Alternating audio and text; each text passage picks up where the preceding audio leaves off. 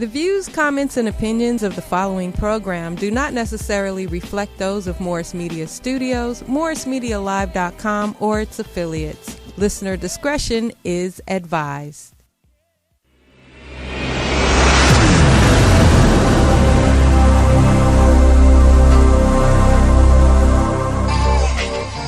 Hey, yeah, we in the front row and it's so live. Shout out to in the front row. You'll see some of those highlights from Montrez and everyone throughout their Hey, journey. baby, front row the best. Now we in the front row. Hey, hey, thank you for tuning in to the show. Hey, Appreciate now you we live rolling and show over, the you world. already know. Keep it going, Jermaine It's going Jackson in the down, building. everybody so hype. High school to the pros. Now we in the front row. Now we in the front row. Yeah. Back to the Now ship. you in the front row. How does it feel? Bro, when it's so live, got the best view, VIP courtside. It's going down, everybody's so hype. High school to the pros, now we in the front row. Hey, hey, thank you for tuning in to the show. Hey, hey, now we ballin', homie, you already know. Hey, it's going down, everybody's so hype. High school to the pros, now we in the front row.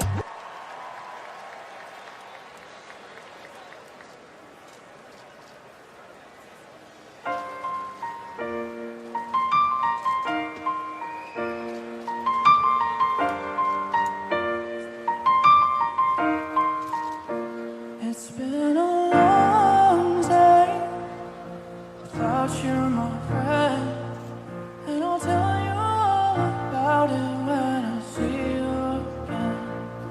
We've come a long way from where we began.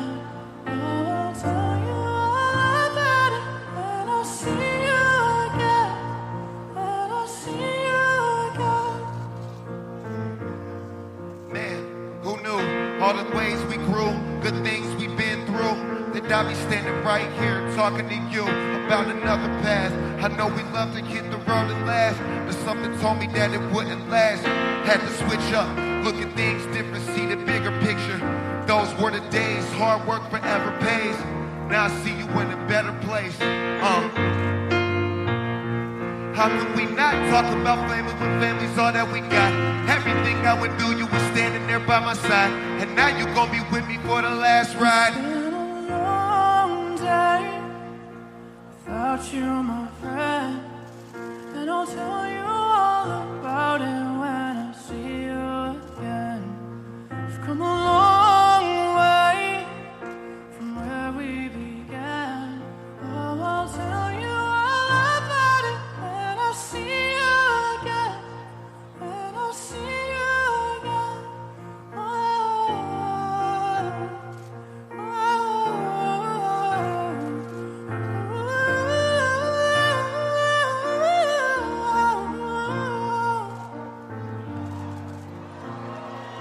First you both go out your way and the vibe is feeling stronger. With small turn to a friendship turn to a bond. That bond will never be broken, the love will never be lost.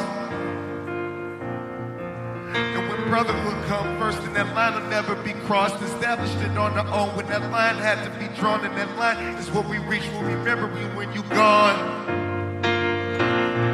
How can we not talk about family when family's all that we got?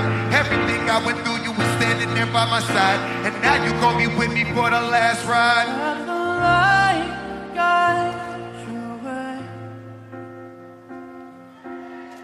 Hold every memory as you go, and every road you take always leads you home. Oh, it's been a long day without you, my friend, and I'll tell you all about it when I see you again. We've come a long way from where we began. Oh, I'll tell you all about it when I see you again. When I see you Rest in peace to again. the late great Kobe Bryant.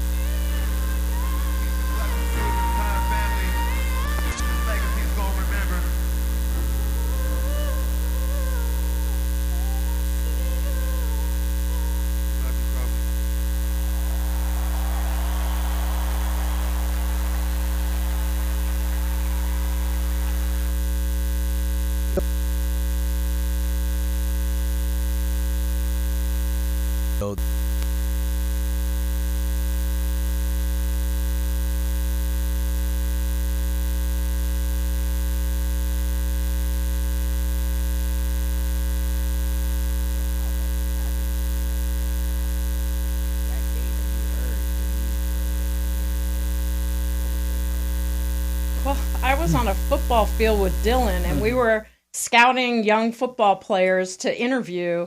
And I looked at my phone because I wanted to do a live tweet of what we were doing.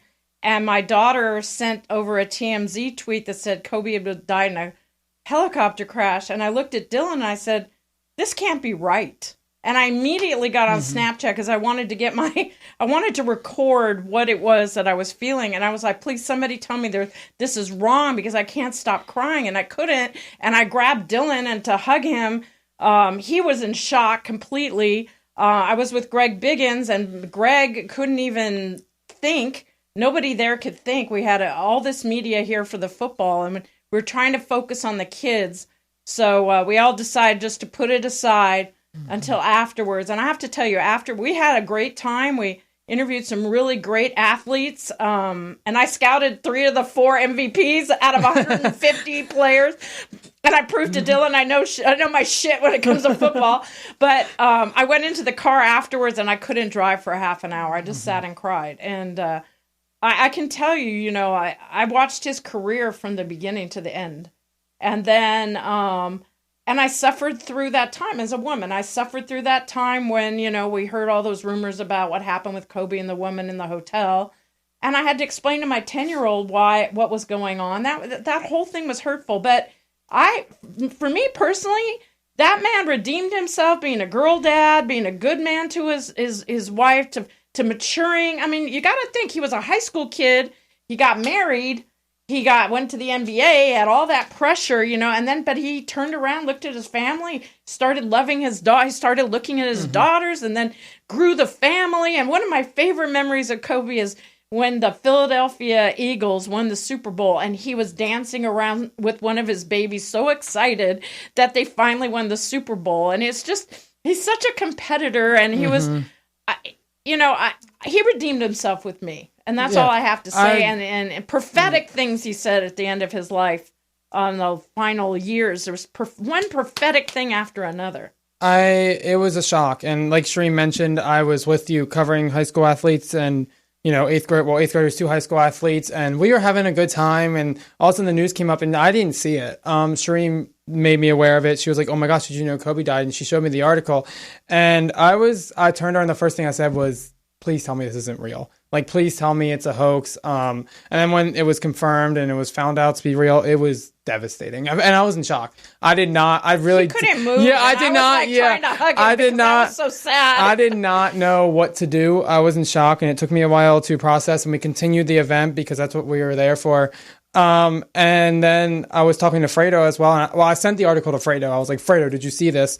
And he was like, yeah, come downtown. So after the event, and I hustled downtown, my brother and I did, and it was packed around Staples Center. Like, traffic was terrible. You couldn't get really anywhere. And my brother and I, like, you couldn't find street parking. You couldn't find anything. And it was such a devastating loss. And looking at the social media reaction and just the reaction of the world in general, he had a second half plan that might have been better than his basketball career.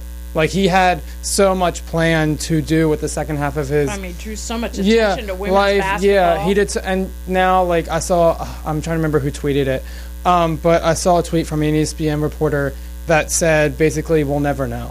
We'll never know what that second half is going to be like, and it's going to be unknown. It's going to be from heaven. Yeah, and it teaches you a lesson. It really does. I think all of us work so hard, and we try to, get our careers off the ground, or we're working all the time, and it really teaches you it taught me a lesson to slow down. Well, and live in the moment. Right? Live in the moment. Which we did that day, by the way. Yeah, slow down. Like, if you love someone, tell them you love them. Be appreciative towards the people that really care for you.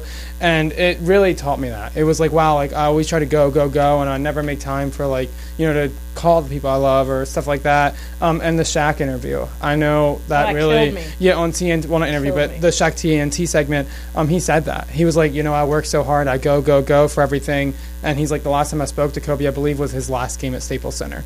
And he's like, I just wish I pick up the phone and like called him. So it just taught me a lesson to always keep in touch with the people you love, and it was devastating. And when LeBron James talked to Laker Nation before the game, that was he became a Laker that day. Yeah. For me, like I've been a tough sell, and I don't think he really understood. I don't think he understood what Laker Nation was until he saw the reaction from that. And there's so many synchronicities. He's speaking to us from him, and the universe are speaking to us. If you add up Gigi's year she was born and the year she died, and Kobe's year he was born and the year he died, it adds up to 8024. It's just like, everywhere I go, there's a bus says "Rip Kobe." Yeah. I mean, you can't escape. You can't escape it. And I'll be I know this is a little mystical, but I've been talking to him, and the other night I saw a vision of his face in my dream. So thank you, Kobe, for visiting me. It's definitely a really, really sad time, and all of us here in the front row really sends prayers to that, especially their family. Could you imagine just going through that devastating loss? Vanessa was with Kobe since I believe she was 17 years old, and they've been together for a while. They had 4 kids together, and it's just really, really devastating for everyone here in LA. He meant obviously so much to people here in LA. Fredo, any last thoughts? Yeah, his son's named Kobe, right? Yeah. Fredo?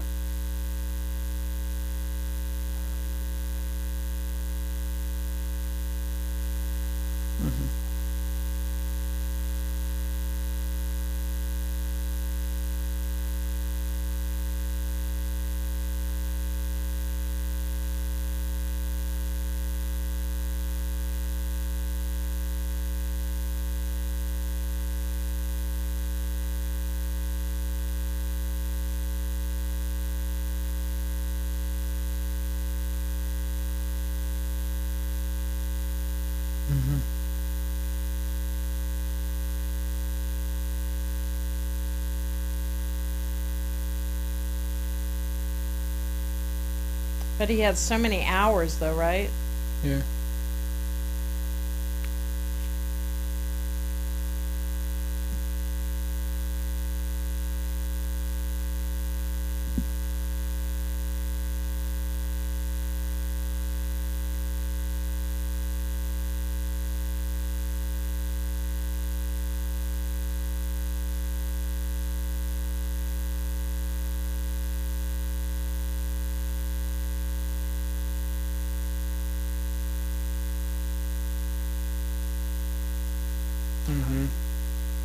I mean,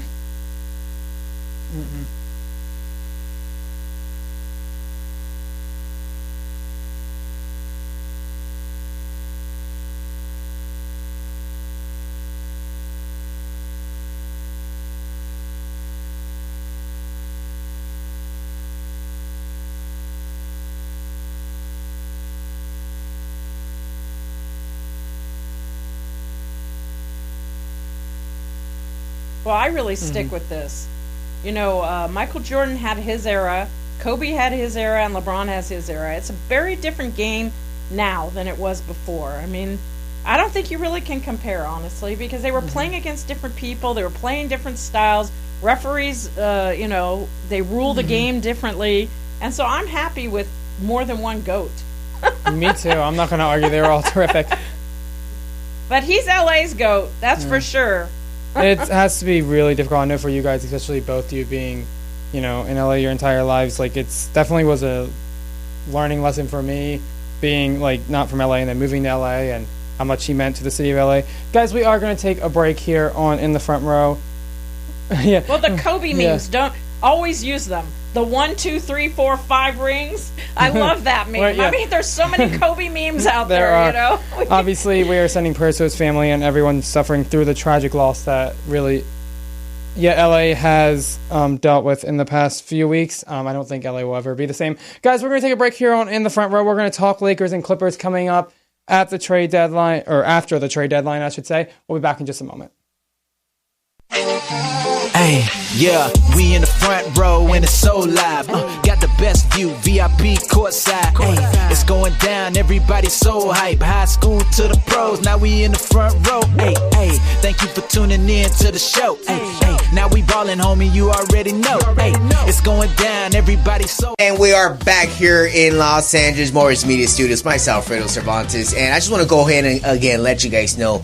Go get your laces, man. You got premium shoes. Every single pair of premium shoes need premium laces, guys. These are amazing laces. Perfect for kids, perfect for ballers, perfect just for style. Especially if we're in Los Angeles. Go get your laces at GetLacedLaces.com. GetLacedLaces.com. Use the promo code Fredo and get 25% off today. Code expires on the 31st of December, which we're only about 4 weeks away to the new year. Yep. So go ahead and pick up your laces. It's a perfect gift for the holidays, guys. GetLacedLaces.com, promo code Fredo, 25% off. Welcome back, guys, here on In the Front Row, live here on YouTube. If you want to call in and talk to us, 323-293-3375. Fredo and Shereen are here with me. And guys, the trade deadline just passed this past week, and questions about the Lakers have come up. The Lakers made no move at the deadline, despite having interest in several players, including Marcus Morris and Andre Iguodala. So what? Shereen, we'll start with you. So what? You're opinionated about this. I want to keep Kuz. I'm tired of all this BS talk. We're fine the way we are. We just need to gel a little more, get over the Kobe thing a little bit. Yeah, should the Lakers have made a move at the deadline? No, I'm fine with what they did. She's like, and they're looking at Dion.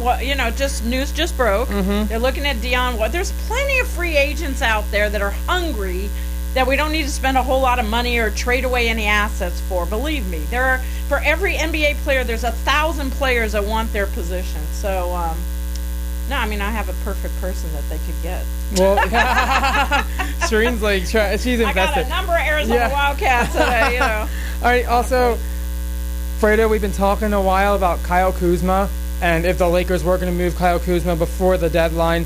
The Knicks were interested in Kyle Kuzma before the deadline passed. They wanted Kyle Kuzma and Danny Green, according to Ramona Shelburne, an ESPN reporter.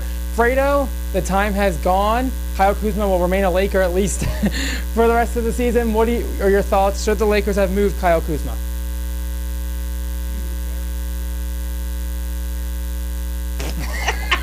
We never agree.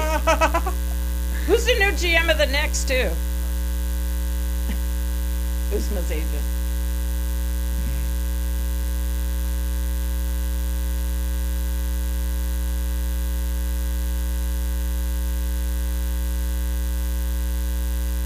You don't want to let go of Danny Green. Mm-hmm.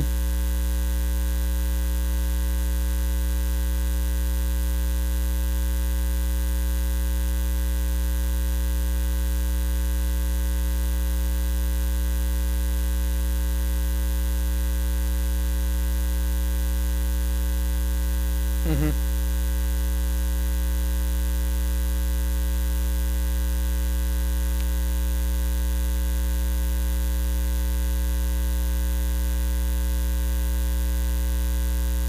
Well. Mm-hmm.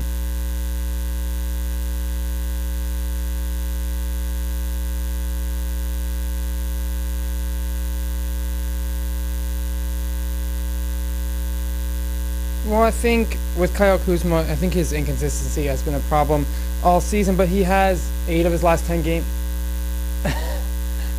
He's young. It's only his third season. 8 of his last 10 games are in double figures. His plus minus is, I know it's not a stat that many people believe in, but if you look at his last 5 games, minus 16, plus 5, plus 15, then minus 14, minus 3 when he's on the floor. It's just the inconsistency that Lakers fans want since Kobe fixed. died, he's been minus 14, minus 3.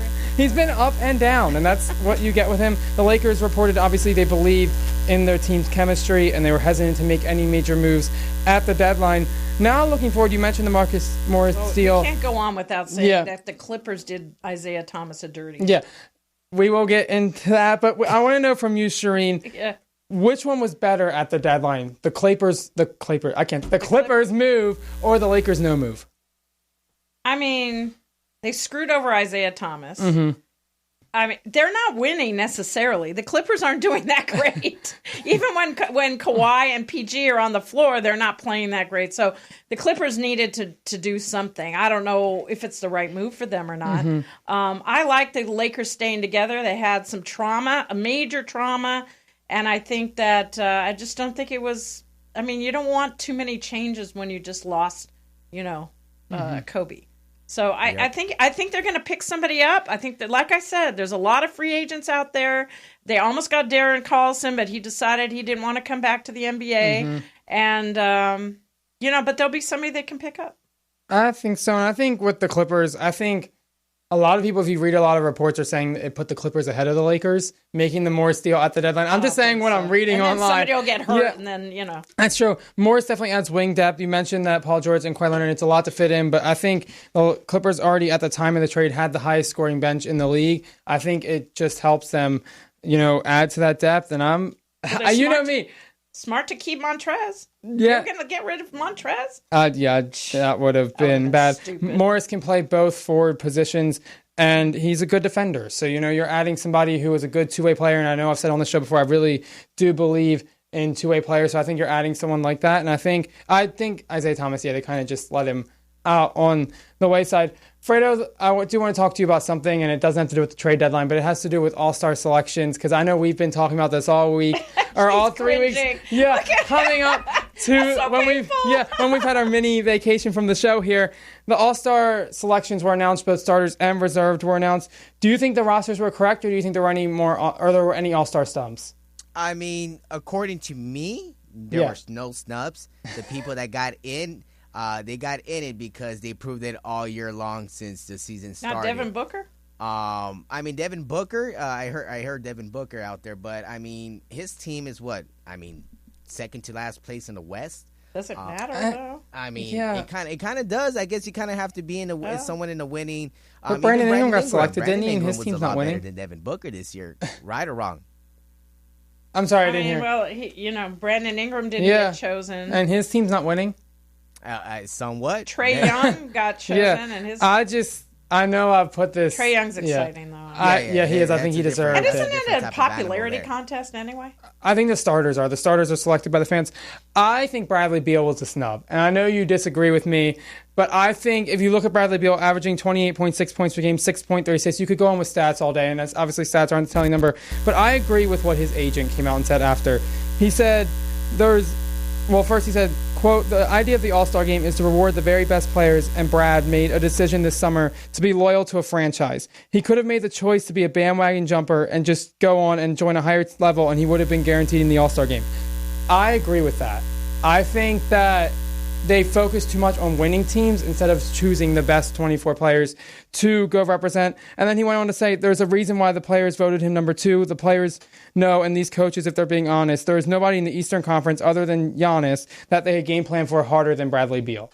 And I agree with that. I think Bradley Beal was a snub in the All-Star Game. If you look at him putting up those numbers that I just mentioned before the quotes, and plus he's everyone's game plan. So you look at players who were selected, like Chris Middleton, who was selected as a reserve. Obviously teams going in play for or game plan for Giannis and then Chris Middleton. Like Bradley Beal's putting up these numbers when he is the best player on the team. Oh, it's the same thing with Booker. Say that again, Dylan. Say that again. I lost that thought. You said Bradley Beal was what? Bradley Beal is putting up these numbers, over 28 points a game, over 6 assists, shooting over 45%, when he is the main game plan for opposing teams coming in, compared to other players who are on the bench or selected as the reserves, and they're the second or third option putting up these numbers that are less than his. So name me the other players that you think should have been behind Bradley Beal, and I'll tell you if you're right or wrong. Because they're the truth, right? Well, I'm telling you, because there's certain players, man. There's certain players that just got it. Like, there's Ben Simmons. There's, everybody else that made that squad deserved to be there. You think Bradley Beal should not be in over Kyle Lowry? I love Kyle Lowry, and I love watching him, but... I mean, you really want to compare both without I mean, you're talking about a champion just last year. Did Talking Paul about, But that's last year. Paul George was snubbed. Well, according to some, he was not selected. He didn't play for a long but time. right now the Raptors are like on a 13-game winning streak. That's right. For a I reason. think you focus too much. I understand the focus is on winning, but he was loyal to a franchise that is trying to rebuild, and he's still putting up those numbers. Bradley Beal loyal. He's lucky he got the contract. Otherwise, he would have been out 2 years ago. He could have gone somewhere else. He would have, but yeah, he was offered the max contract. Which who's gonna let it down? Who's gonna Say let no about a max contract? Yeah, who's gonna say no? Nobody. I think he was loyal to a franchise, and I think his numbers are good enough to be at least a reserve, if not a starter, in the All-Star game. Yeah. If you look at game planning, there's not many players in the East who you game plan for harder than Bradley Beal. I mean, Yeah. might as well just throw Patrick Beverly into the All-Star game too. come Might as on. well if you want to throw in any type of scrubs or anything. No. That Bradley Beal's not. Those are fighting words. I'm taking a shot at words. Dylan for that one. I'm taking a shot at Dylan. Piss you off. Yeah, we're going to take a quick break, guys. We'll be back here on In the Front Row. Call in 323-293-3375. We'll be back in a moment. Stay tuned. Hey, yeah, we in the front row and it's so live. Got the best view, VIP courtside. Hey, it's going down, everybody so hype. High school to the pros, now we in the front row. Hey, thank you for tuning in to the show. Hey, now we ballin', homie, you already know. Hey, it's going down, everybody so. And we are back here in Los Angeles Morris Media Studios. Myself, Fredo Cervantes, and I just want to go ahead and again let you guys know. Go get your laces, man. You got premium shoes. Every single pair of premium shoes need premium laces, guys. These are amazing laces. Perfect for kids, perfect for ballers, perfect just for style. Especially if we're in Los Angeles. Go get your laces at GetLacedLaces.com. GetLacedLaces.com. Use the promo code Fredo and get 25% off today. Code expires on the 31st of December, which we're only about 4 weeks away to the New Year. Yeah. So go ahead and pick up your laces. It's a perfect gift for the holidays, guys. GetLacedLaces.com. Promo code Fredo, 25% off. Yes, 25% off, guys. Don't forget, go ahead and get your laces, man. I got all my pair of laces, and we got a new deal with Get Laced, guys. We got a lifetime deal, which is 25% off your laces, your full. Dylan.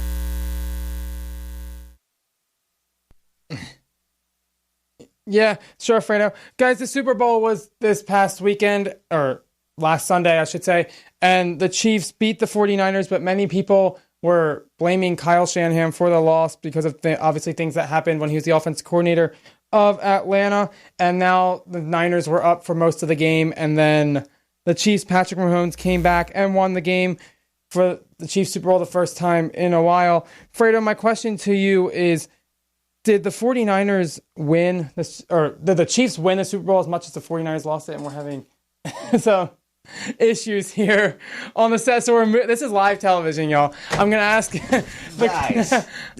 the question again. We're having some audio issues here. Yes, we are. Big ones. Big ones. Where's my camera? I forget my camera. You see, I'm not on here often, so I see my camera here. But guys, sorry guys, we had a little miscommunication down there. Some technical difficulties going on there. Bring in what you want, what you got right now. Let me know. As I was saying before, the 49ers and Chiefs squared off in the Super Bowl with the Chiefs coming back late to win. I'm just basically summing it up. The question to you, did the Chiefs win as much as the 49ers lost the Super Bowl? I mean, yes and no.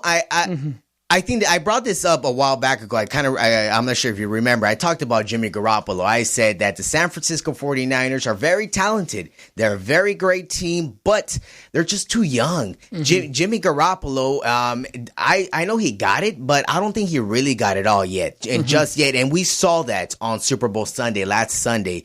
We saw that he had it. He has something, some sort of talent, but he still needs a little more to get over the hump. But when we talk about Patrick Mahomes, man, Patrick Mahomes swapped me from not believing in this kid to really knowing that this kid, a 24-year-old from, I don't know where he's from, but I mean, this guy is the best quarterback right now in all of the NFL. Right now, Patrick Mahomes is the guy who's going to be the face of the NFL for the upcoming years. I feel bad for Lamar Jackson, but Lamar Jackson is nowhere near Patrick Mahomes, okay? Yeah. Just take that. And just run with it, because Patrick Mahomes. How many times have I said Patrick Mahomes in the last minute? A lot. Patrick Mahomes is the guy, man. I'm telling you. He is the guy moving forward, and the guy that Lamar Jackson is going to have issues with. I did want to mention that Shereen had to take off. I just don't want to. Everyone saw that. Where Shereen was here right Shereen now. did have to take off to do another assignment, but obviously she'll be back next week.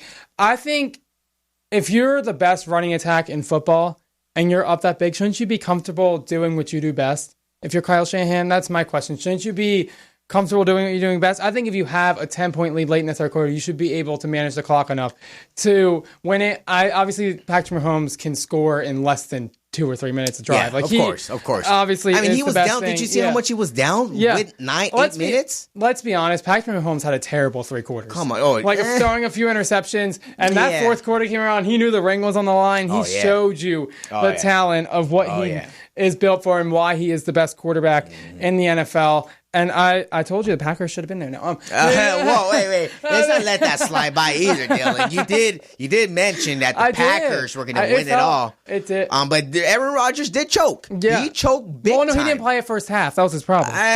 He still choked. He choked big time. He didn't play.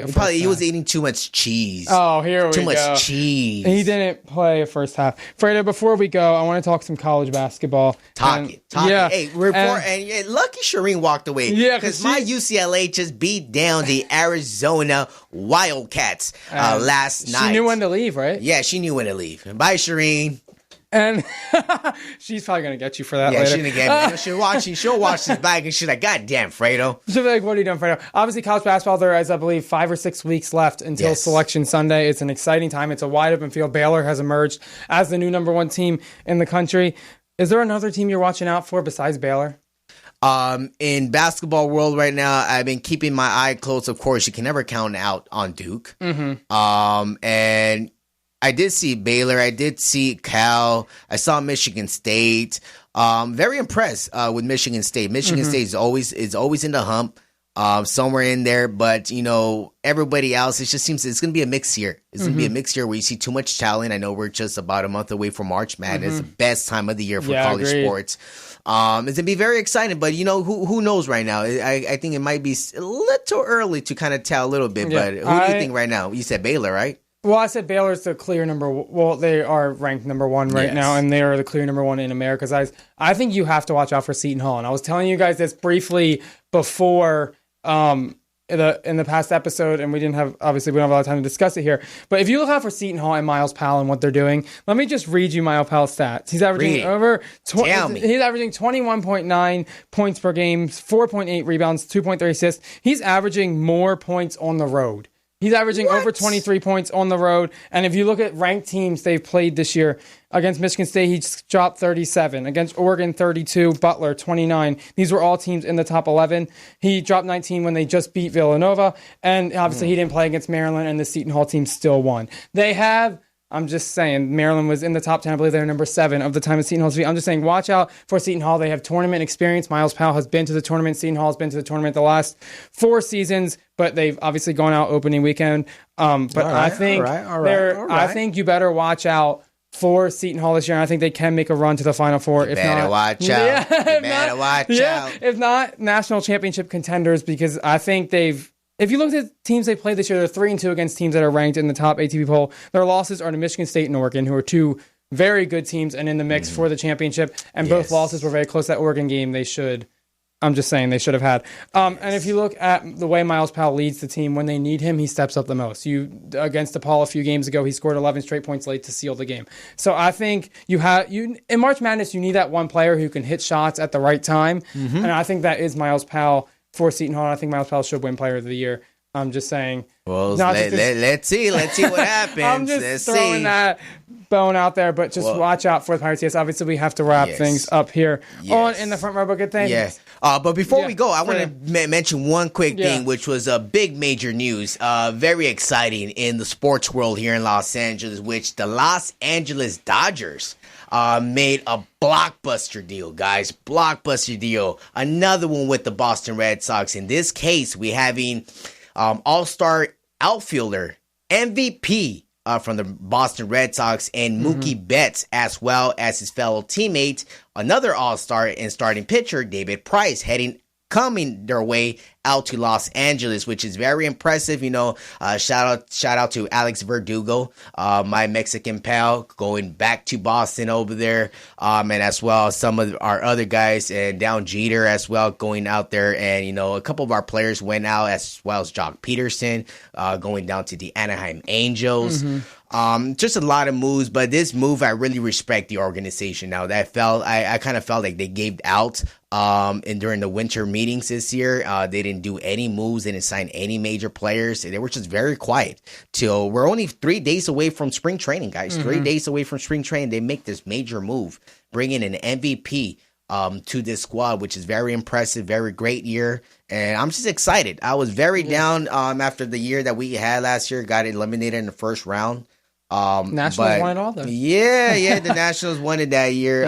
But, you know, the Dodgers are back, guys. Mookie Betts, welcome to Los Angeles, man. Welcome. That's about it I want to say, man. Is it the year that the Dodgers can finally win the World Series? You know what? As a big Dodger fan that I've been for the past couple of years, for my whole life, I've never seen a talented team like this one, guys. Never have I ever seen a talented team like this one. I mean, I've seen the 2004 Sean Green, Adrian Beltre, Jeff Kent. I mean, then you had the days with Nomar Garciaparra. You had the young days with Matt Kemp, Andre Ethier, Russell Martin.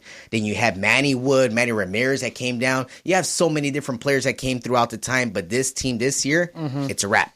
Maybe if the Astros weren't cheating, we wouldn't be talking about this right. Astros, thanks for cheating, guys. They're probably watching us right now. No. Guys, thank you for tuning in here on In the Front Row. We are going to wrap things up, and we will see you next week. For Shereen, who had to step out, for Fredo, I'm Dylan. Guys, follow us at In the Front Row LA on social media, and subscribe to us now on YouTube so you get the alerts. Guys, we will see you next time on In the Front Row. Big baller, guys. You got to be a big baller, Brad. We're losing control here in the studio. I'm out. He's out on that note. Guys, stay tuned next Sunday at 7:30 live here on the YouTube page. We will see you next time.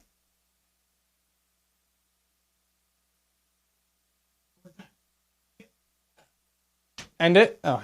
Hey, yeah, we in the front row and it's so live. Got the best view, VIP courtside. Hey, it's going down, everybody's so hype. High school to the pros, now we in the front row. Hey, thank you for tuning in to the show. Hey, now we ballin', homie, you already know. Hey, it's going down, everybody's so hype. High school to the pros, now we in the front row. Hey, now we in the front row.